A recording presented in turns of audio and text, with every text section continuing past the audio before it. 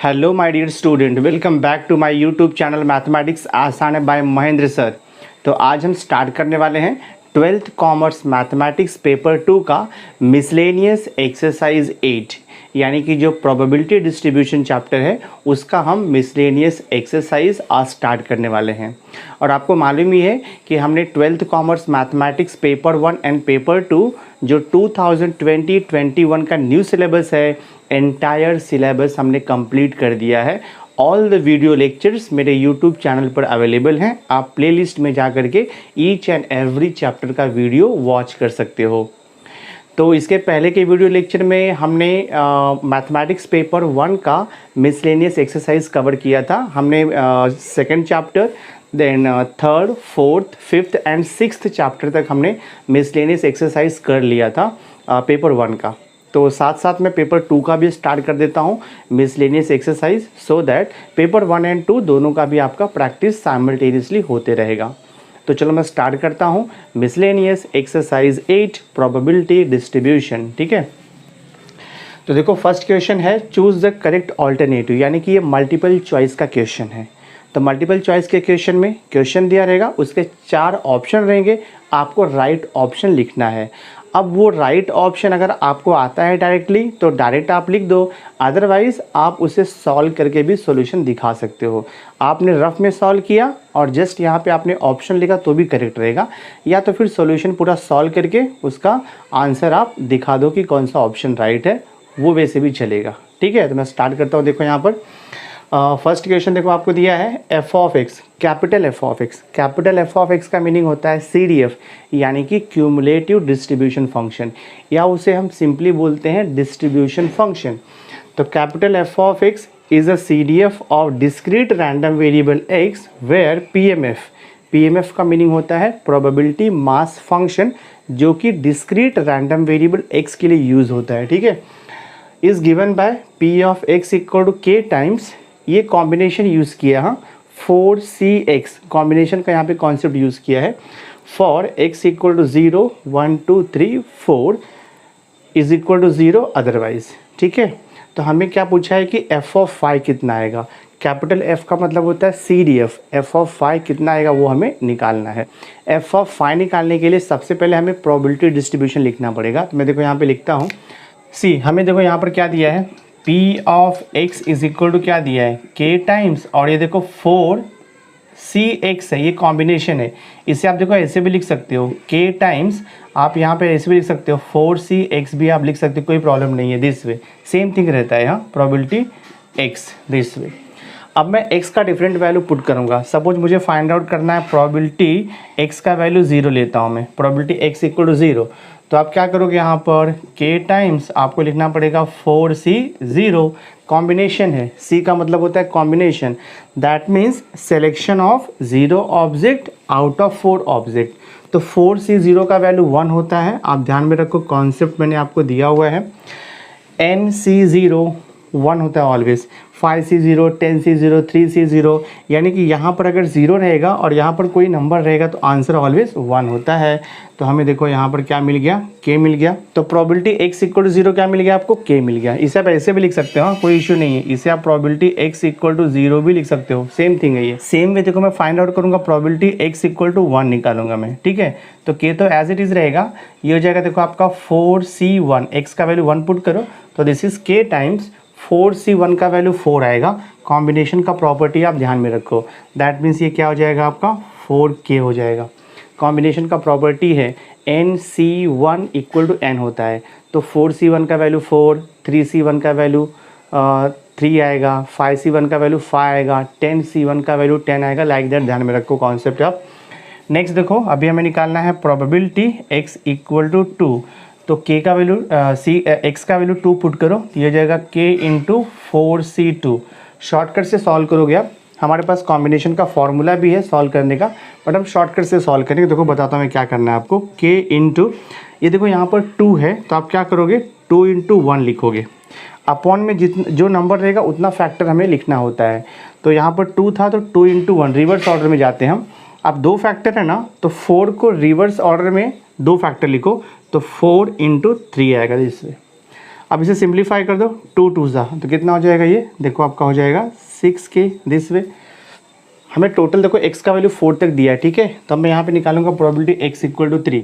तो probability x equal to 3, देखते हैं प्रोबेबिलिटी x इक्वल टू 3 क्या आता है। प्रोबेबिलिटी x इक्वल टू 3 हो जाएगा आपका k टाइम्स 4c3 हो जाएगा। इसका वैल्यू देखो मैं निकालता हूँ यहाँ पर। So this is equal to k times 4c3 को मैं लिखूँगा 3 है तो 3 इंटू 2 इंटू 1 तक जाओगे आप। 4 को रिवर्स ऑर्डर में 3 फैक्टर तक लिखना है आपको, यानी कि हो जाएगा 4 3 और देखो 2 तक जाएगा। तो ये 3 2 कैंसिल हो गया, तो आपको यहाँ पर क्या मिलेगा देखो 4k मिल जाएगा दिस वे। अब मैं निकालूंगा probability x equal to 3। Probability x equal to देखो मैं निकालता हूँ, सॉरी 4 निकालता हूँ मैं। प्रोबेबिलिटी x इक्वल टू मैं 4 निकालूंगा, ठीक है। तो ये हो जाएगा देखो आपका k टाइम्स 4c4 हो जाएगा। सो दिस इज 4c4 1 होता है हाँ, तो ये देखो k इंटू 1, तो आपको देखो ये k मिलेगा। ऑलवेज रिमेंबर 4c4 का वैल्यू ऑलवेज 1 होता है, यानी कि ये नंबर और ये नंबर अगर सेम रहेगा तो आंसर हमेशा आपको 1 लिखना है। NCN कॉम्बिनेशन का प्रॉपर्टी है, आपको 1 मिलेगा आंसर। तो x का वैल्यू आपको दिया था 0 1 2 3 4 दिया था, तो हमने यहाँ पे फाइंड आउट कर लिया है। x इक्वल टू 0 1 2 3 4 का प्रोबेबिलिटी निकाल लिया हमने। इसके बाद आपको k फाइंड आउट करना पड़ेगा, बिकॉज जब तक आपको k नहीं मिलेगा तब तक जो है हम जो रिक्वायर्ड आपको पूछा है f(5) फाइंड आउट नहीं कर सकते, ये आप ध्यान में रखो, ठीक है। तो PMF का एक डेफिनेशन है, यहाँ पे लिखोगे बाय डेफिनेशन, हाँ, by definition of PMF, by definition of PMF। Definition क्या है, sigma Px is equal to होता है 1 ऑलवेज, यानी कि जितना भी प्रोबेबिलिटी वैल्यू है सबको हम ऐड करेंगे तो हमेशा आंसर 1 आता है। This is the property of probability mass function, PMF का ये कंडीशन है। तो सिग्मा Px तो हम ऐड करेंगे यहाँ पे, तो probability x equal to 0 plus probability देखो x equal to 1 plus probability x equal to 2 plus probability x equal to 3 plus क्या आएगा, प्रोबेबिलिटी x इक्वल टू 4 आपका आएगा is equal to 1 by definition of probability mass function. Probability x equal to 0 आपको कितना मिला है, k मिला है, तो लिख दो यहाँ पर k plus probability x equal to 1 है यहाँ पर 4k plus probability x equal to 2 यहाँ पर 6k दिया हुआ है plus probability x equal to 3 4k है plus probability x equal to 4 कितना दिया है k और इज इक्वल टू ये 1 रहता है। इसको ऐड करते हैं हम, देखो 4 प्लस 1 5k प्लस 6k तो कितना हो जाएगा आपका 11k plus 4k 15k plus 1 तो 16k इक्वल टू 1 हो जाएगा। तो 16k इक्वल टू 1 हो जाएगा, देयरफॉर k का वैल्यू हमें मिल जाएगा देखो 1/16 मिल जाएगा, ठीक है। बट हमें फाइंड आउट क्या करना है, हमें f(5) निकालना है। देखो हमें फाइंड आउट करना है f(5) का मीनिंग होता है बाय डेफिनेशन ऑफ CDF, यानी कि क्यूमुलेटिव डिस्ट्रीब्यूशन फंक्शन, या उसे आप बोलो क्यूमुलेटिव डेंसिटी फंक्शन। तो f(5) होता है प्रोबेबिलिटी x लेस देन और इक्वल टू 5, ये डेफिनेशन है इसका। So this is equal to probability x less than और इक्वल टू 5 का मीनिंग होता है कि x का वैल्यू 0 1 2 3 4 5 सबका प्रोबेबिलिटी आपको ऐड करना है। So probability x less than और equal to 5 means probability x equal to 0 plus probability x equal to 1 plus probability x equal to 2 like that plus probability x equal to 5। तो ये हो जाएगा आपका देखो probability x equal to 0 plus probability x equal to 1 plus आएगा आपका देखो probability x equal to 2 plus होगा ये प्रोबेबिलिटी x इक्वल टू 3, हम प्लस लिखेंगे प्रोबेबिलिटी x इक्वल टू 4 और देखो प्लस आएगा probability x equal to 5। So this is equal to, तो प्रोबेबिलिटी x इक्वल टू 0 से लेकर के प्रोबेबिलिटी x इक्वल टू 4 हमने कितना निकाला, देखो यहाँ पे एडिशन हमने 16k निकाला था। मैं फिर से चाहिए तो आपको लिख के दिखा देता हूँ यहाँ पर। देखो प्रोबेबिलिटी x इक्वल टू 0 हमें कितना मिला है, प्रोबेबिलिटी x इक्वल टू 0 हमें k मिला था, तो k प्लस 4k और ये देखो आपका 6k प्लस 4k और ये plus k। Probability x equal to 5, तो प्रोबेबिलिटी x इक्वल टू 5 तो दिया ही नहीं है, बिकॉज x का वैल्यू देखो 0 1 2 3 4 तक ही है, यहाँ पे 5 नहीं दिया है, तो उसका प्रोबेबिलिटी देखो यहाँ पे 0 हो जाएगा। यहाँ पे लिखा है ना 0 अदरवाइज, यानी x का वैल्यू अगर 0 1 2 3 4 रहेगा तो ये फॉर्मूला दिया है प्रोबेबिलिटी मास फंक्शन का। बट x का वैल्यू अगर 4 से ज़्यादा रहेगा, 5 6 रहेगा, तो उसका प्रोबेबिलिटी डायरेक्टली 0 हो जाएगा। तो आप यहाँ पर देखो +0 लिख दोगे तो कितना आता है ये, अगर आप ये पूरा ऐड करोगे तो 4 + 1 5, 5 + 6 11, 11 + 4 15, 15 + 1 16 के हो जाएगा। ठीक है, ये हो गया आपका 16K। So this is equal to 16 into K का वैल्यू देखो हमने यहाँ पे फाइंड आउट किया 1/16, सब्स्टिट्यूट कर दो 1/16, कैंसिल हो गया, आंसर आपको 1 मिल गया। सो कैपिटल f(y) का वैल्यू हमें 1 मिल गया है, ये आप ध्यान में रखो। एक चीज़ और मैं आपको बताता हूँ, सिंस आप ध्यान में रखो कैपिटल f(x) यानी इसे बोलते हैं CDF। CDF का फॉर्मूला होता है probability capital X less than और इक्वल टू स्मॉल x, ये फॉर्मूला होता है। यही कॉन्सेप्ट मैंने देखो यहाँ पर यूज़ किया है। तो आपका आंसर कितना आएगा, f(y) का वैल्यू 1। तो आप यहाँ पे आंसर लिखोगे, you will write here answer. इसका डी ऑप्शन राइट है, आपको आंसर दिया है 1 दिस वे। तो जो ऑप्शन डी दिया है 1 वो आपको करेक्ट है। एक्चुअली मल्टीपल चॉइस क्वेश्चन में आपको सिर्फ इतना ही इम्पॉर्टेंट है, इतना ही आपको लिखना रहता है। ठीक है, आपने ऑप्शन नंबर लिखा और उसका आंसर लिखा तो आपको फुल मार्क्स मिल जाएगा, जितने भी मार्क्स का वेटेज रहेगा इसका। बट ये तो मैंने आपको जो सॉल्व किया वो एक्सप्लेन करने के लिए मैंने सिस्टमैटिकली सॉल्व किया है। बट जब आप एग्ज़ाम में सॉल्यूशन इसका निकालोगे तो रफ पे निकालोगे, रफ पे सॉल्यूशन फटाफट निकाल करके और उसका आंसर ये वे से लिख दोगे तो आपको मार्क्स फुल मिलेगा। सी मल्टीपल चॉइस क्वेश्चन का देखो यहाँ पे सेकंड क्वेश्चन आपको दिया है कैपिटल f(x). हाँ, कैपिटल f(x) का मीनिंग होता है CDF, क्यूमुलेटिव डिस्ट्रीब्यूशन फंक्शन, या तो आप उसे बोलो क्यूमुलेटिव डेंसिटी फंक्शन, या सिंपली आप बोलो डिस्ट्रीब्यूशन फंक्शन तो भी चलेगा। तो f(x) is a CDF of discrete random variable x। RV का मतलब होता है रैंडम वेरिएबल, शॉर्ट में लिखा है। वेयर द डिस्ट्रीब्यूशन इज़, ये xi का वैल्यू है -2 -1 0 1 2, और इसका करस्पॉन्डिंग प्रोबेबिलिटी हमें दिया है PI 0.2 0.3 0.15 0.25 0.1। तो क्वेश्चन यहाँ पे पूछ रहा है कि फाइंड f(-3). ठीक है, तो जैसे हमने इसके पहले का सम सॉल्व किया वैसे ही सॉल्व करना है, बट उससे ईजी है ये। देखो मैं निकालता हूँ, हमारे पास CDF का डेफिनेशन है capital f(x) is equal to होता है probability capital X less than और इक्वल टू स्मॉल x, ये डेफिनेशन है हमारा। हमें क्या निकालना है यहाँ पर, कैपिटल f(-3) निकालना है। इसका मीनिंग क्या होता है, प्रोबेबिलिटी x लेस देन और इक्वल टू x का वैल्यू देखो यहाँ पर -3 लिखा हुआ है, यानी कि x का वैल्यू जब -3 होगा या फिर -3 से कम होगा तो उसका प्रोबेबिलिटी कितना आएगा। इसका मीनिंग देखो ये हो गया, प्रोबेबिलिटी x लेस देन और इक्वल टू -3 का मतलब हो गया probability x is equal to -3 और probability x is equal to -4, मतलब -3 से लेस वैल्यू आपको x लेना है। प्लस देखो यहाँ पर probability x equal to -5, plus plus ऐसे कंटिन्यू रहेगा, नेगेटिव इंटीजर्स आएगा, ऑल नेगेटिव इंटीजर्स आएगा। But probability x equal to -3 -4 -5 आपको दिया ही नहीं है, यानी कि xi का जो वैल्यू है -2 -1 0 1 2 है, और आपको पूछा है x का वैल्यू -3 -4 -5, इसका प्रोबेबिलिटी चाहिए जो कि यहाँ पर एग्जिस्ट नहीं है। देखो यहाँ पर सिर्फ -2 तक ही वैल्यू है, -3 -4 -5 यहाँ पर कहीं भी एग्जिस्ट नहीं है, तो प्रोबेबिलिटी इसका 0 हो जाएगा। ठीक है, तो आंसर आपका 0 आएगा।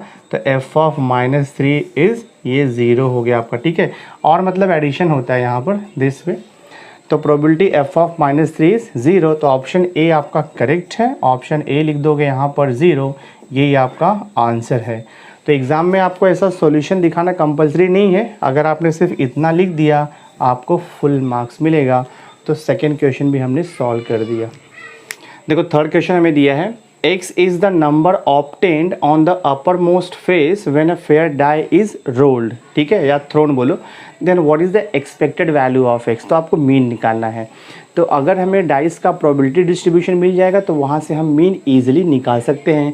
तो मैं क्या बोलता हूँ, देखो यहाँ पे तो हम यहाँ पर सॉल्यूशन देखो स्टार्ट करते हैं।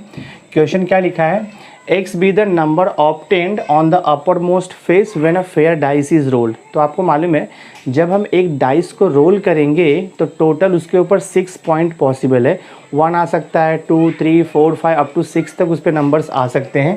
That means random variable x का वैल्यू 1 भी हो सकता है, 2 3 4 5 ये 6, और ये पॉसिबिलिटी है इसका, इतने नंबर्स आ सकते हैं। अब मैं ईच नंबर का देखो यहाँ पर प्रोबेबिलिटी फाइंड आउट करूँगा। अब 1 का प्रोबेबिलिटी कितना आएगा, 2 का प्रोबेबिलिटी कितना आएगा, दैट मीन्स ईच नंबर का प्रोबेबिलिटी ऑफ अकरेंस क्या होगा। तो ईच नंबर 1 टाइम ही दिया है ना, और total number of sample point आपका 6 है, तो ईच नंबर का प्रोबेबिलिटी 1/6 आएगा। तो हम यहाँ पे लिखेंगे 1/6, इसका भी 1/6 आएगा, 1/6 आएगा, 1/6, 1/6 और ये 1/6। आपको समझा रहेगा कि ईच नंबर का प्रोबेबिलिटी 1/6 कैसे आया, बिकॉज हमारा प्रोबेबिलिटी का डेफिनेशन क्या होता है, प्रोबेबिलिटी का डेफिनेशन होता है n of a upon n of s। तो जब भी हम एक डाइस को रोल करेंगे तो n ऑफ s कितना आएगा, टोटल 6 सैम्पल पॉइंट आएगा। आपको मालूम है सैम्पल स्पेस क्या होता है आपका, देखो 1 2 3 4 5 6 लाइक दैट, ये सैम्पल पॉइंट होता है आपका। n ऑफ s 6 आता है, तो ईच नंबर का probability n of a upon n of s, तो 1 का प्रोबेबिलिटी आएगा 1/6। नंबर 2 एक ही बार आ रहा है तो उसका भी 1/6, नंबर 3 भी एक बार ही है तो 1/6, ईच नंबर 1 टाइम ही है यहाँ पर, तो 1/6 आएगा प्रोबेबिलिटी। अब हम इसका मीन निकाल सकते हैं, जो आपको पूछा है एक्सपेक्टेड वैल्यू ऑफ x। तो फॉर्मूला आपको पता होना चाहिए, एक्सपेक्टेड वैल्यू ऑफ x का फॉर्मूला होता है sigma xi into p i, ये फॉर्मूला है। तो ये फॉर्मूले से देखो मुझे आंसर मिलेगा। So expected value of x is equal to sigma xi into p i. का मीनिंग होता है कि x का वैल्यू और उसका प्रोबेबिलिटी आपको मल्टीप्लाई करके ऐड करते जाना है। देखो तो 1 इंटू 1/6, तो 1/6 आएगा, प्लस करते जाना है बिकॉज यहाँ पे सिग्मा है, समेशन है। नेक्स्ट 2 इंटू 1/6, तो यहाँ पे लिख दो आप 2/6। नेक्स्ट 3 इंटू 1/6, तो ये 3/6 आएगा। नेक्स्ट आपका 4/6 आएगा। नेक्स्ट आपका 5/6 आएगा और लास्ट में आएगा आपका 6/6। सॉल्व करते हैं। 1/6 ईच टर्म में मैं कॉमन ले लेता हूँ, तो जब मैं 1/6 को कॉमन लूँगा ना तो ब्रैकेट में बचेगा 1 + 2 + 3 + 4 + 5 और ये +6 ऐड करो, देखो कितना आता है 1/6 इंटू ब्रैकेट। ऐड करते हैं हम 6 + 5 11, 11 + 4 15, 15 + 3 18 आएगा, 18 + 2 20 आएगा, 20 + 1, तो ये देखो आपका 21 हो जाएगा। 3 से कैंसिल कर सकते हो, 3 7 ज़ा और ये 3 2 ज़ा डिवाइड किया तो 3.5 आएगा। That means expected value of x equal to 3.5। तो आपको जो बी ऑप्शन दिया है वो करेक्ट है, तो इसका आंसर आप लिखोगे बी ऑप्शन 3.5, ऐसे आपको आंसर लिखना है। तो हमारा क्वेश्चन नंबर 3 भी देखो यहाँ पर सॉल्व हो गया। देखो 4th क्वेश्चन आपको दिया है, if PMF that means probability mass function of a random variable x is given below. आपको रैंडम वेरिएबल x का वैल्यू दिया है 0 1 एंड 2 और करस्पॉन्डिंग प्रोबेबिलिटी दिया है, यानी कि प्रोबेबिलिटी x इक्वल टू 0 दिया है q², probability x equal to 1 दिया है 2pq और प्रोबेबिलिटी x इक्वल टू 2 आपको दिया है p²। हमें फाइंड आउट करना है वेरिएंस ऑफ x। तो variance of x find out करने के लिए सबसे पहले आपको एक्सपेक्टेड वैल्यू ऑफ x यानी कि मीन निकालना होगा, उसके बाद आपको एक्सपेक्टेड वैल्यू ऑफ x² निकालना होगा, उसके बाद हम वेरिएंस ऑफ x का फॉर्मूला यूज़ करेंगे। ठीक है, तो मैं सबसे पहले मैं निकालूंगा एक्सपेक्टेड वैल्यू ऑफ x। इसका फॉर्मूला होता है sigma xi into p i, ये फॉर्मूला है इसका। This is equal to sigma xi का मतलब क्या होता है कि x का वैल्यू और pi का मतलब उसका प्रोबेबिलिटी, दोनों को मल्टीप्लाई करके ऐड करते जाना है। तो देखो 0 इंटू q², हाँ मैं यहाँ पे लिखता हूँ 0 इंटू q², तो 0 हो जाएगा, प्लस मैं डायरेक्ट लिख रहा हूँ 1 इंटू 2pq, तो 2pq हो जाएगा, प्लस 2 इंटू p², तो ये हो जाएगा आपका 2p²। ठीक है, तो ये तो एज इट इज़ रहेगा, दैट मीन्स हमें मिलेगा 2pq प्लस आएगा 2p², जिसको आप ऐड नहीं कर सकते हो बिकॉज दोनों भी डिफरेंट है यहाँ पर। ये हमारा एक्सपेक्टेड वैल्यू ऑफ x² हो गया। हमें निकालना है वेरिएंस ऑफ x। इसके बाद आप फाइंड आउट करोगे एक्सपेक्टेड वैल्यू ऑफ x²। तो इसका फॉर्मूला मैं आपको देता हूँ, इसका फॉर्मूला होता है समेशन xi² इंटू लिखते हैं हम pi, ये इसका फॉर्मूला है। दैट मीन्स व्हाट, x के वैल्यू का स्क्वायर करना है और करस्पॉन्डिंग प्रोबेबिलिटी को मल्टीप्लाई करना है, ऐड करते जाना है। देखो 0 का स्क्वायर 0 आएगा, 0 इंटू q² किया तो 0 ही आने वाला है, प्लस करते जाओ बिकॉज सिग्मा है यहाँ पर। नेक्स्ट x का वैल्यू कितना दिया है 1, तो 1 का स्क्वायर किया तो 1 आएगा इंटू 2pq, तो ये आपको 2pq ही मिलने वाला है, फिर plus. Next value of x कितना दिया है 2, तो xi का स्क्वायर यानी कि 2 का स्क्वायर, तो 2 का स्क्वायर 4 हो जाएगा, 4 इंटू p² आप लिखोगे, 4 इंटू p²। तो ये मिल गया हमें expected value of x square.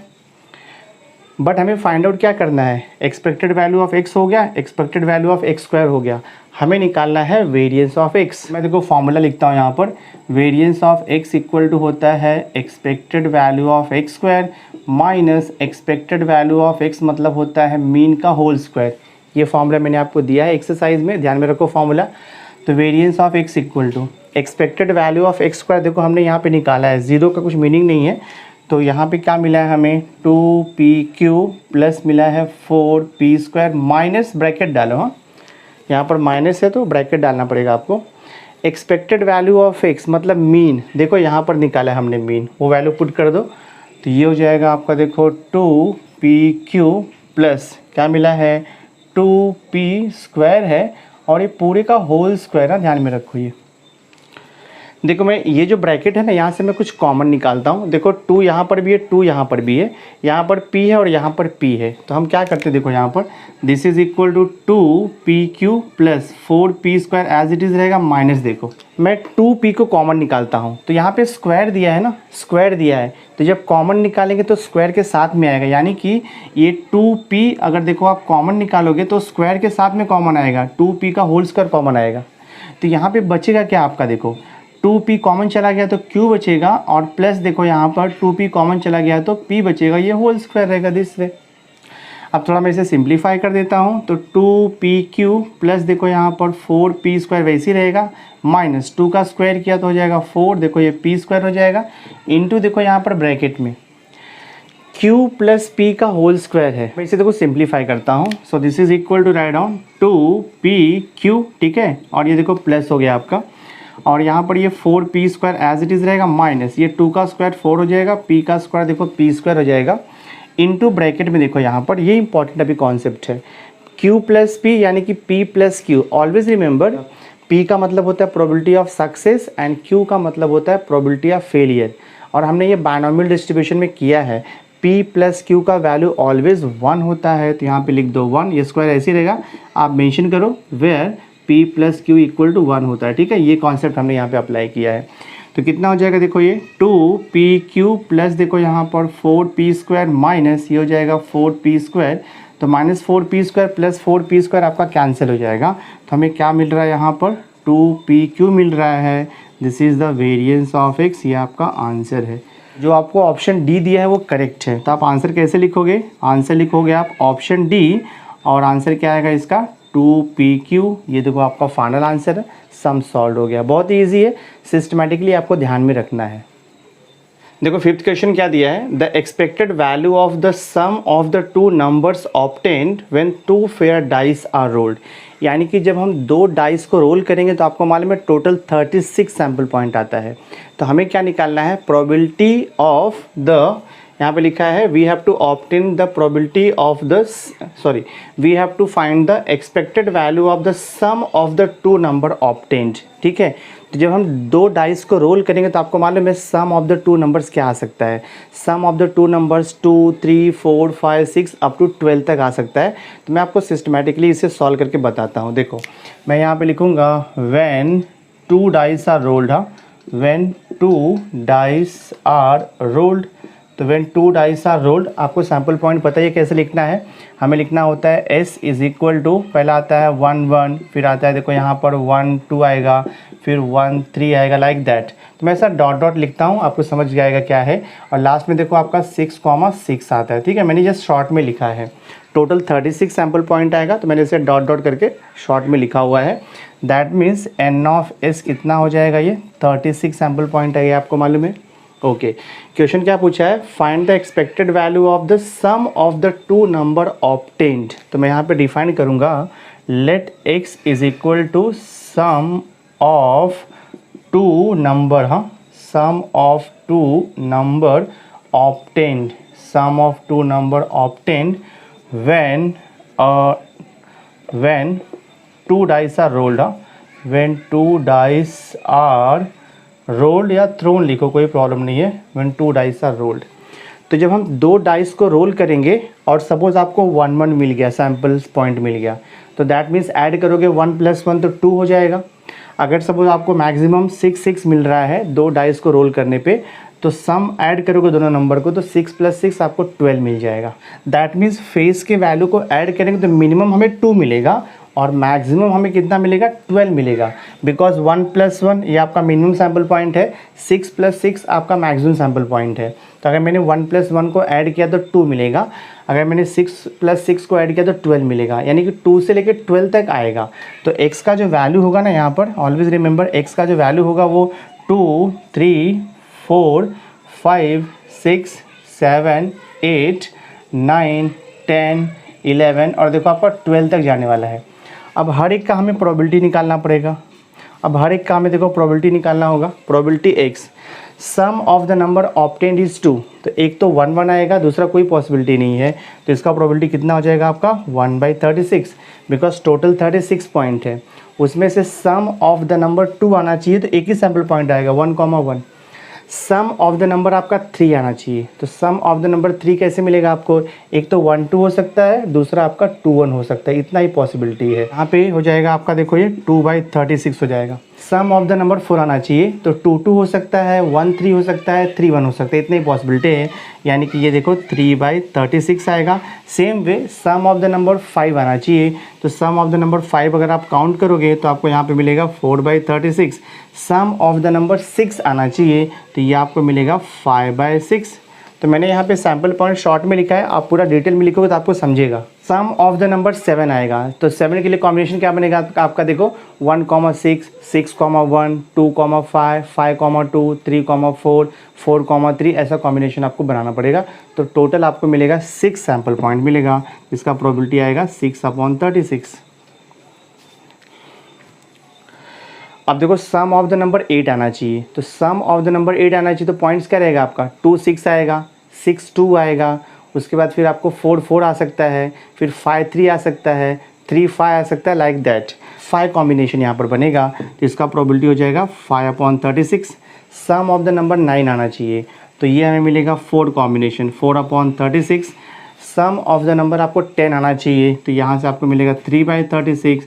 Some of the number 2 आना चाहिए, तो यहाँ सम ऑफ द नंबर 11 आना चाहिए, तो 11 के लिए दो ही कॉम्बिनेशन है ना, एक 5 6 और ये 6 5 है, दो ही कॉम्बिनेशन है, तो यहाँ पर देखो आपका 2/36 आएगा। सम ऑफ द नंबर 12 आना चाहिए, एक ही पॉइंट है 6,6, तो इसका प्रोबेबिलिटी आएगा आपका 1/36। तो हमने पूरा देखो ये प्रोबेबिलिटी डिस्ट्रीब्यूशन लिख दिया है।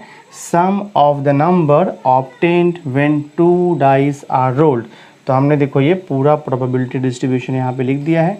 अब आपको ईजिली यहाँ से सॉल्यूशन मिल जाएगा। So this is the probability distribution of sum of the numbers obtained when 2 fair dice are rolled. तो क्या पूछा है हमें इसका मीन निकालना है, एक्सपेक्टेड वैल्यू निकालना है।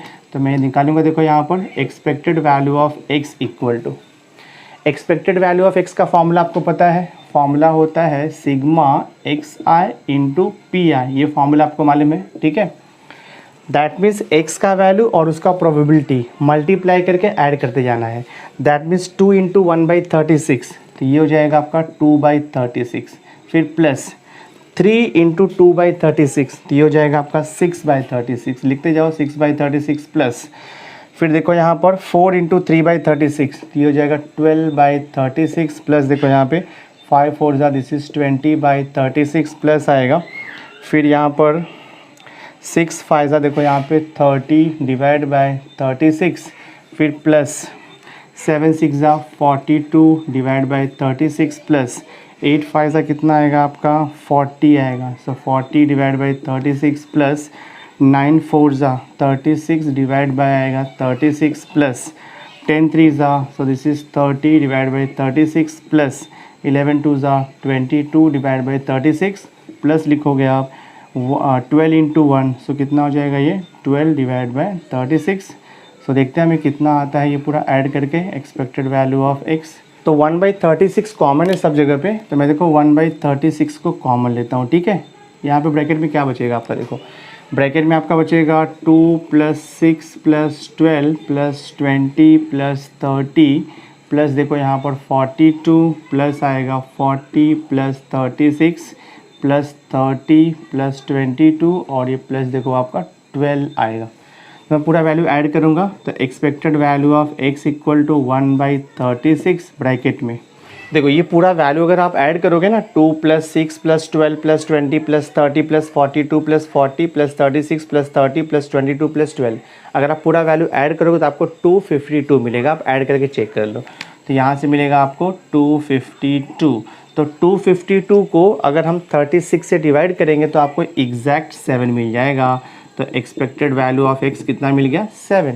तो इसका आंसर आएगा आपका इसका आंसर आएगा ऑप्शन सी। देखो आपको दिया है 7, दिस इज़ द आंसर। तो हमारा ये सम सॉल्व हो गया। Now see here question number 6 देखो आपको दिया है गिवन पीडीएफ। हाँ, पीडीएफ का मीनिंग होता है probability density function of a continuous random variable x दिया है f of x equal to x² for -1 less than x less than 2 and is equal to 0 otherwise दिया है। तो question is find out capital F of 1। तो capital F दिया रहेगा मतलब वो CDF है, क्यूमुलेटिव डिस्ट्रीब्यूशन फंक्शन, या उसे हम बोलते हैं क्यूमुलेटिव डेंसिटी फंक्शन है। तो बहुत ईजी है। मैं देखो आपको पहले फॉर्मूला देता हूँ।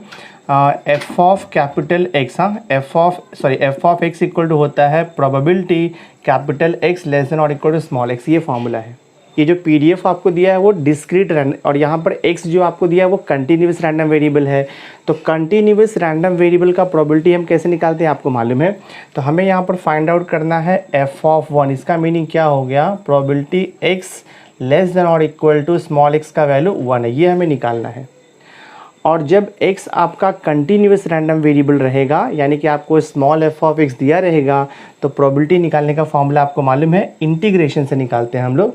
हमें यहाँ लिखना होता है f of x into d x. Limit क्या आएगा? देखो यहाँ पर x लेस देन और इक्वल टू 1 है तो अपर लिमिट में 1 है, लोअर लिमिट आपको दिया नहीं है तो वो हम क्वेश्चन से लिखते हैं। लोअर लिमिट क्वेश्चन में आपको -1 दिया है तो -1 to 1 f ऑफ x आएगा। अब मैं सॉल्व करूँगा। So this is f of 1 is equal to integration -1 to 1। f of x कितना दिया है? x² 3 दिया है तो हम यहाँ पे लिख देंगे x² 3 इंटू देखो dx। 1/3 कांस्टेंट है, बाहर आएगा इंटीग्रेशन के, तो ये हो जाएगा -1 to 1 x² इंटू dx। आपको x² का इंटीग्रेशन तो पता ही है, x रेज टू n का इंटीग्रेशन होता है x raise to n+1 upon n+1। तो x² का इंटीग्रेशन हो जाएगा x रेज टू 3/3 और इससे लिमिट क्या है? -1 to 1। सॉल्व करो, 3 को बाहर ले लो तो ये 3 से इंटू होकर 1/9 हो जाएगा और यहाँ बचेगा आपका x रेज टू 3, लिमिट है -1 to 1। और आपको पता ही है कि डेफिनेट इंटीग्रेशन में लिमिट कैसे अप्लाई करना होता है, upper limit minus lower limit करते हैं। तो 1/9 एज इट इज़ रहेगा। x का वैल्यू पहले 1 पुट करो तो 1 रेज टू 3, फिर माइनस आता है, x का वैल्यू आप -1 पुट करो रेज टू 3। सो देखते कितना होगा ये 1/9, 1 रेज टू 3 1 हो जाएगा, -1 का पावर ऑड नंबर है तो जब -1 का पावर ऑड नंबर होता है तो -1 आंसर आएगा। तो ये देखो आपको -1 आएगा, ठीक है। तो दैट मीन्स 1/9 और ये कितना हो जाएगा 1 माइनस +1 तो 1 + 1 यानी कि देखो आपको मिलेगा 2/9।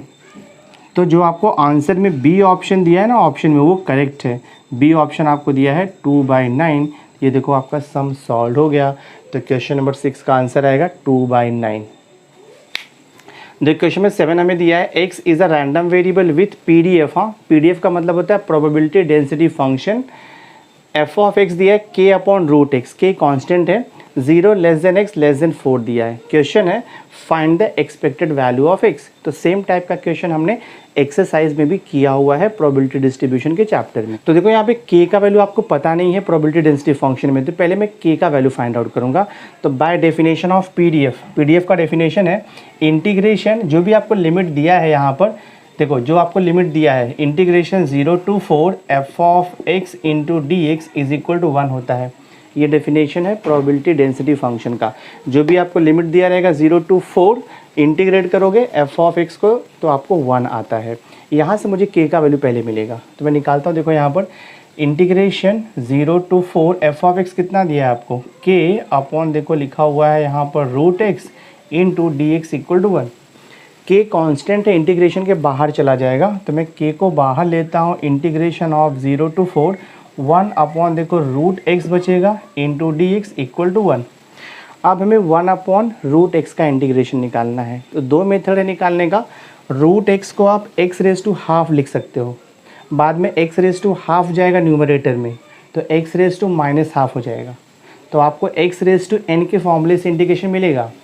वो मेथड थोड़ा सा लेंदी हो जाएगा, बट हमें पता है कि 1/2 रूट एक्स का इंटीग्रेशन होता है root x, because root x का डेरिवेटिव होता है 1/2 रूट एक्स, तो 1/2 रूट एक्स का इंटीग्रेशन रूट एक्स आएगा। तो मैं क्या करता हूँ, देखो यहाँ पे एडजस्टमेंट कर देता हूँ कि ऐसे ही रहेगा।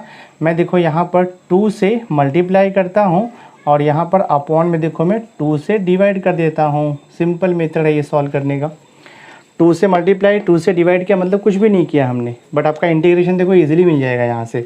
तो ये हो जाएगा आपका k टाइम्स 2 तो वैसे ही रहने वाला है, into integration of 1/2 root x. 1/2 root x का इंटीग्रेशन होता है रूट एक्स, तो हमने यहाँ पर लिख दिया रूट एक्स, बट आपको लिमिट तो देना ही पड़ेगा 0 to 4 और इक्वल टू 1 आपको दिया है ऑलरेडी। अब मैं इसे सिंप्लीफाई करूँगा, तो ये हो जाएगा आपका 2 के ब्रैकेट में put upper limit minus lower limit, तो रूट एक्स का वैल्यू 4 पुट करो माइनस रूट एक्स का वैल्यू 0 पुट करो तो इक्वल टू 1 है। तो ये हो जाएगा आपका 2k इंटू रूट 4 2 होता है माइनस रूट 0 0 आएगा इक्वल टू 1। तो ये हो गया आपका देखो 4k इक्वल टू 1, तो k का वैल्यू कितना मिलेगा 1/4 मिलेगा। बट हमें निकालना क्या है, एक्सपेक्टेड वैल्यू ऑफ x। तो अब देखो एक्सपेक्टेड वैल्यू ऑफ x का फॉर्मूला होता है, expected value of x equal to होता है इंटीग्रेशन, हम लिखते हैं x into f of x d x, और जो लिमिट आपको दिया रहेगा वो लिमिट आपको लिखना होगा। लिमिट कितना दिया है हमें 0 to 4 दिया है, तो यहाँ पर लिख दो आप 0 to 4। अब ये सॉल्व करोगे तो यहाँ से आपको एक्सपेक्टेड वैल्यू ऑफ x मिल जाएगा। सो दिस इज इंटीग्रेशन, देखो 0 to 4 x into f of x हमें दिया है, देखो यहाँ पे क्वेश्चन में एफ ऑफ एक्स कितना दिया है k अपॉन रूट एक्स, तो लिख दो यहाँ पर k upon root x into d x this way, ठीक है। इंटीग्रेशन देखो 0 to 4 है, k कांस्टेंट है तो मैं k को बाहर भी लिख सकता हूँ, इंटीग्रेशन क्यों, k को बाहर ले लो। इंटीग्रेशन देखो 0 to 4, k बाहर चला गया। अब यहाँ पे x बचा है, तो x को मैं ना root x into root x भी लिख सकता हूँ, देखो यहाँ पे root x into root x divide by root x into d x, समझा रहेगा आपको। के कांस्टेंट था मैंने बाहर ले लिया और x को मैंने लिख दिया root x into root x, because root x into root x x हो जाएगा, बट हमें फ़ायदा क्या होगा, ये कैंसिलेशन हो जाएगा। So this is equal to k का वैल्यू आपको पता ही है, k हमने निकाला देखो यहाँ पे 1/4, तो k का वैल्यू 1/4 लिख दो। ये इंटीग्रेशन क्या बचेगा, देखो 0 to 4 रूट एक्स बचेगा। रूट एक्स का डायरेक्ट इंटीग्रेशन नहीं है, बट हम रूट एक्स को पावर में लिख सकते हैं x raise to half into d x, so this is equal to 1/4। x raise to half का integration x raise to n के फॉर्मूले से आएगा। x रेज टू n का इंटीग्रेशन होता है x raise to n plus 1 upon n plus 1, तो x raise to half का इंटीग्रेशन होगा हाफ प्लस 1 डिवाइड बाय देखो यहाँ पर हाफ प्लस 1, और इसको लिमिट क्या दिया है आपको 0 to 4। सिंप्लीफाई करते जाना, मिलेगा आपको सॉल्यूशन 1/4। ये देखो x रेज टू 3/2 आएगा अपॉन देखो ये 3/2 आएगा, लिमिट है यहाँ पर 0 to 4। सो ये हो जाएगा आपका देखो expected value of x equal to 1/4 into देखो अपॉन में 3/2 है तो वो 2/3 हो जाएगा ना, बिकॉज 1/3/2 तो 2/3 हो जाएगा। कांस्टेंट मैं बाहर ले लेता हूँ, तो 2/3 को बाहर लो तो ब्रैकेट में क्या बच रहा है, x रेज टू 3/2 बच रहा है, और यहाँ पर देखो लिमिट है 0 to 4। सो इसे हम लिख सकते हैं 2 और ये 2 2 सा कैंसिल होगा, यानी कि 1 कितना हो जाएगा 6 इंटू लिमिट अप्लाई कर दो। एक बार हम x का वैल्यू पुट करेंगे अपर लिमिट यानी कि 4, देन माइनस x का वैल्यू हम पुट करेंगे लोअर लिमिट यानी कि 0, तो ये हो जाएगा देखो 4 का पावर 3/2 माइनस x का वैल्यू 0 का पावर 3/2, तो ये हो गया आपका 1/6। 4 का पावर 3/2 सॉल्व करना बहुत इजी है। 4 को देखो मैं 2 का स्क्वायर भी लिख सकता हूँ, और ये पूरे का पावर क्या दिया है आपको 3/2 है, माइनस 0 का पावर कुछ भी रहेगा 0 आएगा। So this is equal to 1/6 bracket 2 का पावर रहेगा तो इंटू हो जाता है वहाँ, तो 2 इंटू 3/2 हो जाएगा पावर में, 2 2 कैंसिल हो गया। सो देखो यहाँ पर 1/6 इंटू 2 रेज टू 3 किया तो 8 आएगा, 2 से कैंसिल करो, 2 4 जा 2 3 जा 4/3 आंसर आएगा। तो इसका जो ऑप्शन बी दिया है वो करेक्ट है, बी ऑप्शन है 4/3। तो आपका सम देखो सॉल्व हो गया, ये फाइनल आंसर है।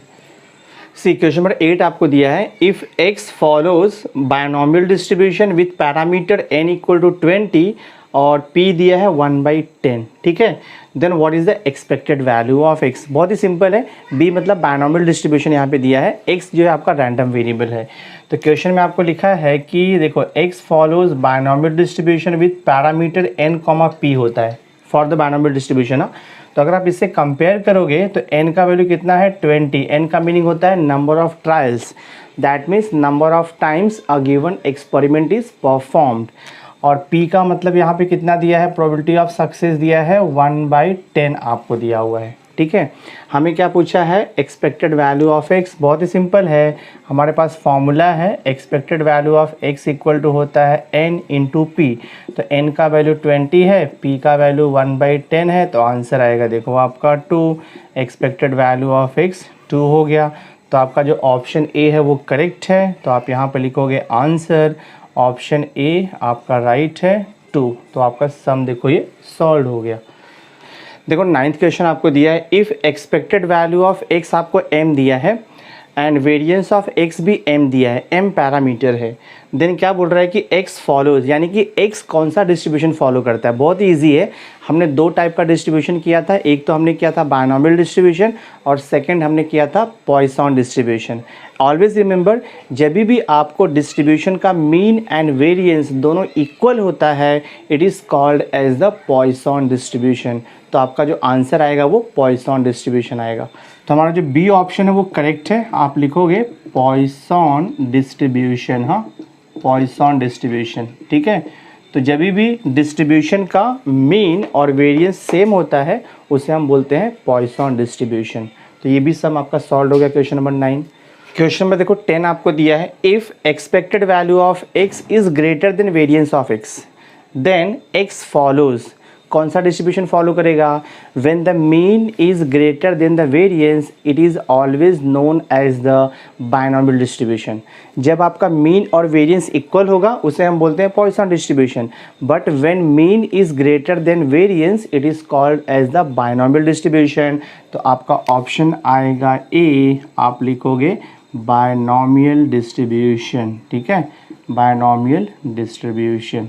तो ऑप्शन ए आपका करेक्ट है। तो ये क्वेश्चन नंबर 10 भी आपका सॉल्व हो गया है। तो टोटल 10 मल्टीपल चॉइस क्वेश्चन था, हमने पूरा 10 मल्टीपल चॉइस क्वेश्चन आपको सॉल्व करके दे दिया है विथ एक्सप्लेनेशन।